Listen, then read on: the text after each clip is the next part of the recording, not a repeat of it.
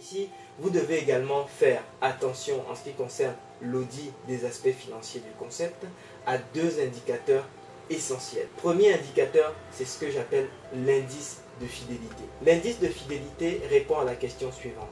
Est-ce que les unités qui fonctionnent sur le même format que celui qui vous est proposé ont réalisé au moins la même rentabilité que celle qui vous est vendue?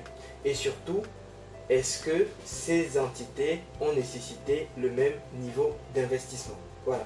Je ne sais pas si je suis clair ici. C'est-à-dire que ici, vous devez clairement vous demander, est-ce que les opportunités l'opportunité qui vous est vendue, vous avez pour les unités pilotes qui vous sont présentées, est-ce qu'elles ont réalisé le même niveau d'investissement pour arriver au niveau de chiffre d'affaires et de rentabilité qui vous est commercialisé? Par exemple, si les pilotes les unités qui servent d'unités pilotes ont demandé plus d'investissement que ce que vous allez vous-même devoir investir, ou en tout cas de l'apport qui est attendu de vous, eh bien il y a des sérieuses chances que finalement vous ne puissiez pas réitérer cette performance économique. Le deuxième paramètre que vous devez absolument auditer s'appelle l'indice de représentativité. L'indice de représentativité répond à la question suivante. Parmi les unités qui sont aujourd'hui exploitées sous l'enseigne, combien sont sous le format spécifique qui vous est proposé? Pourquoi? Parce que dans un concept, vous pouvez avoir plusieurs tailles de concept.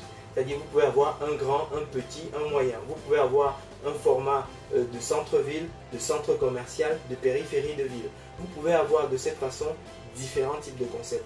Mais si finalement le concept que vous allez créer sur ce format spécifique n'a qu'une unité et qui n'a que quelques mois d'historique, en réalité, dans votre projet, il y a une forme de risque qui se glisse.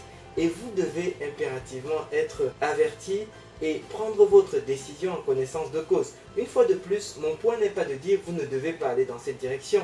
Mon point est simplement de dire vous devez décider en sachant exactement quels sont les risques que vous prenez et quelles sont les opportunités qu'il y a derrière éventuellement.